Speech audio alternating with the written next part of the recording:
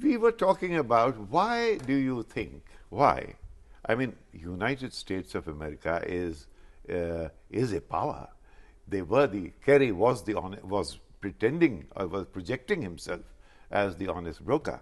He could not even persuade them to extend the deadline beyond the 29th of April by 6 months. So both sides had agreed, both the Palestinians and the Israelis. What is your read on that? You know, we talk of occupied territories, Palestinian occupied territories.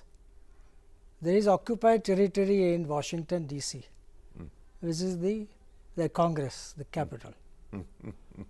So, the American president, unfortunately, is not a free agent in these matters.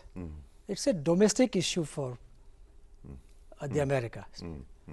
And so, Mr. Kerry, I think I gave him full marks for trying. He put his heart and soul into it for whatever reasons, for legacy, for Nobel Prize, whatever it is. But he worked very, very hard for that. He didn't succeed. He couldn't even get, as you said, the parties to agree to a few months extension. So, it is the Israeli tail which is wagging the big dog somewhere else. So, as I've said somewhere else, Israel now feels so confident of itself that it doesn't care what anybody else thinks. Because so far at least both parties have been very anxious not to be shown as having been responsible for breakdown of the talks. Everybody, each side wants the other to be held responsible. But this is still true of the Palestinians, but Israel doesn't care. If you want to hold me responsible, it's your problem. So they are cocksure of themselves now. Yeah.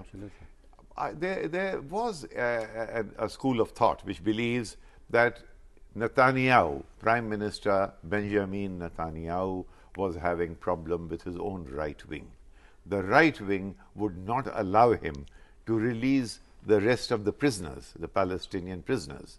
And therefore, instead of letting why did Mahmoud Abbas let the Israelis off the hook? Because they would have broken the deadline. Yeah. Why? Isn't it? Yeah, he was not well advised to do what he did. Even this reconciliation of whatever agreement with Hamas that they have signed, he should have waited till 29th of April. Because now he gave a very good excuse to Israel to break off these talks. Yeah. So I think he behaved rather undiplomatically. But on the other hand, look at the larger issue. Everyone knows that the right-wing Labourman among them, who is rocking the boat, he says any step on release of prisoners and we are out. So therefore, there was no go in any case. No, but Netanyahu had agreed to this term of releasing the prisoners already. So all he had to do was to adhere to his word, and he did not give that commitment without consulting his cabinet.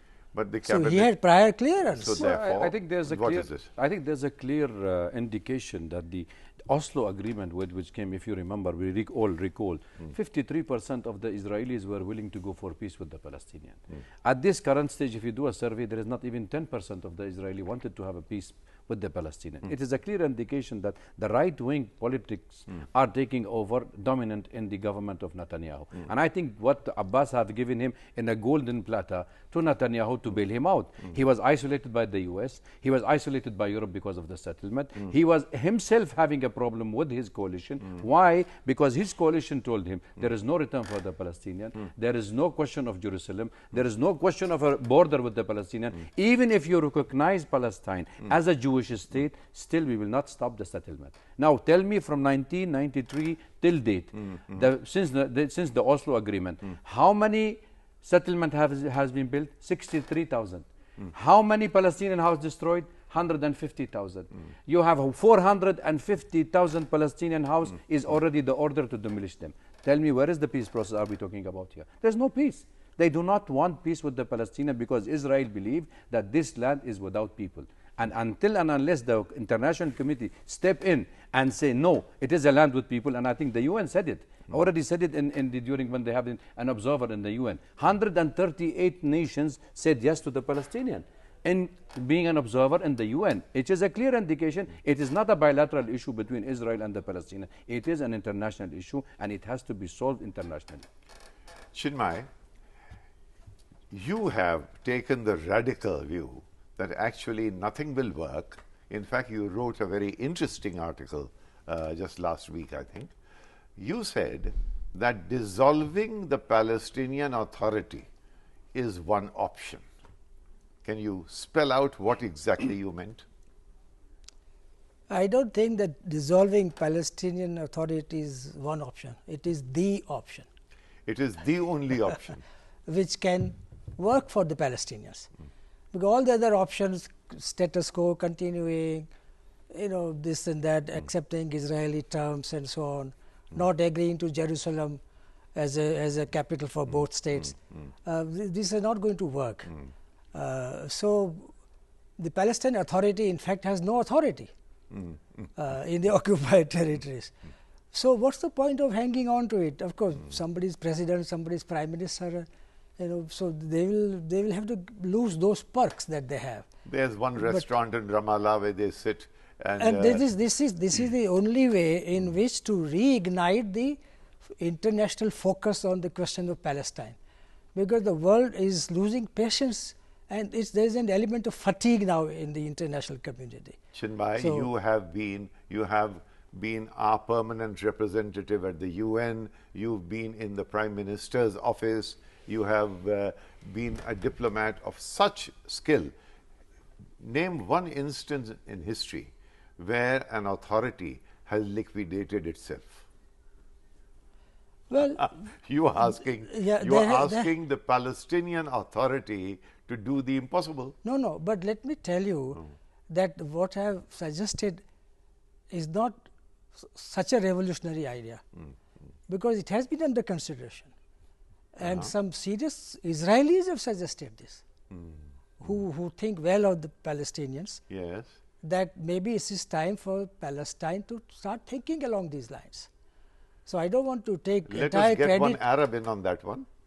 Well, I think they don't want peace. But this is again and again I would say they don't. So that's what want he's saying is. Yeah. What Chinmay is saying is that let them liquidate themselves, and they say, now listen, here we are, cap in hand.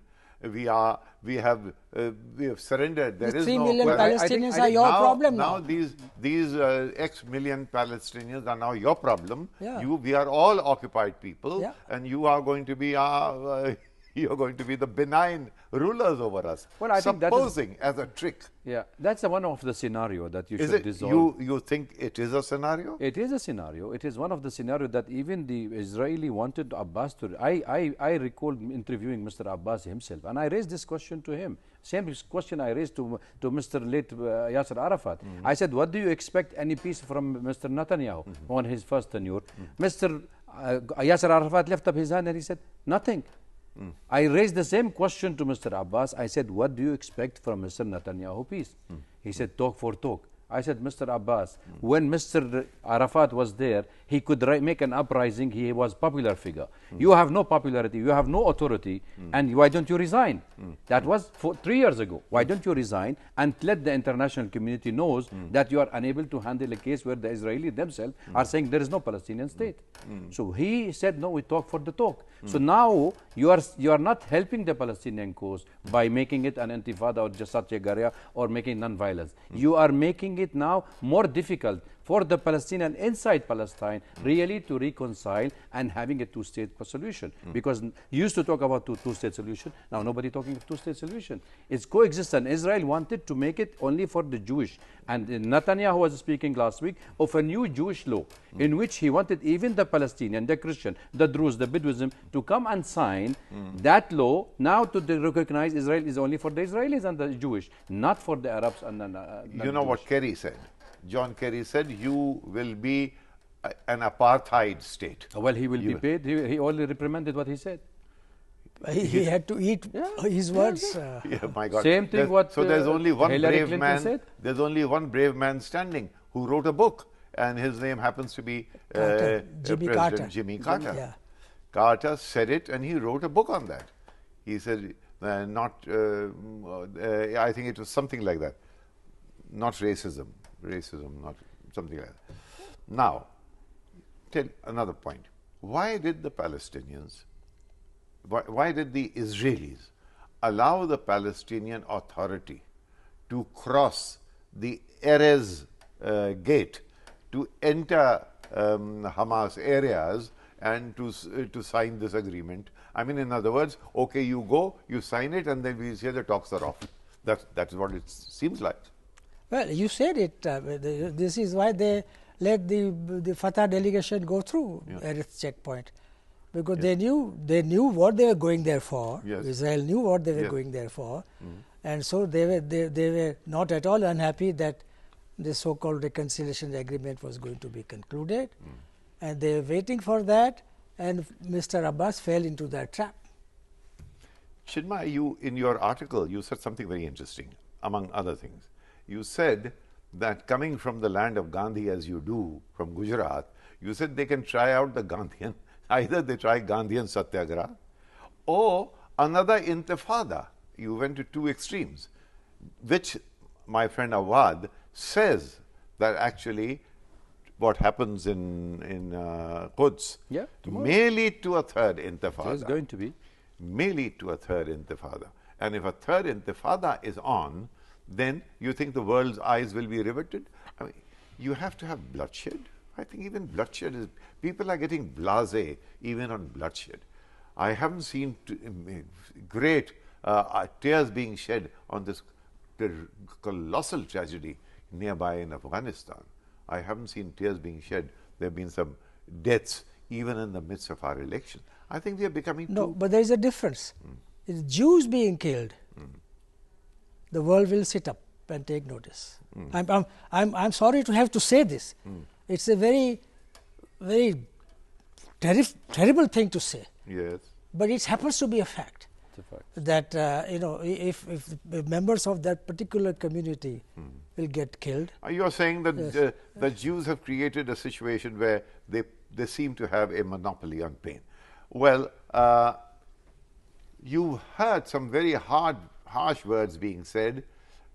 Butaina Shaban in Damascus, thank you very much. You, in fact, you still believe that the struggle is going on in the midst of it. Our panelists here believe that it is very close to the towel being thrown in, another Intifada, a Gandhian Satyagraha, or in fact a complete liquidation of the self-annulment of the Palestinian Authority. In the midst of all of this, one can be a little puzzled. Have the Palestinians being let down by the international community, by the Israelis, or by the Arabs themselves? I think that the last part is we have flinched from apportioning blame somewhere there. On that note, thank you very much.